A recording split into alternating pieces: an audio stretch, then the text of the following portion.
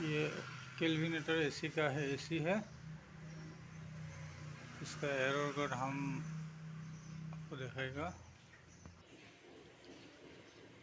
ये error code list है, ये दे दिया है, ठीक है। सभी मैकेनिक भाई को ये आसानी हो जाएगा, ठीक है।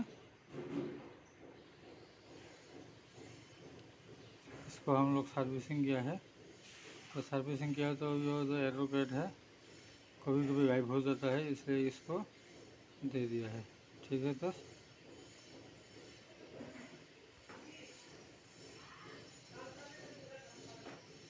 चाहे तो इसका स्क्रीनशॉट ले लीजिए,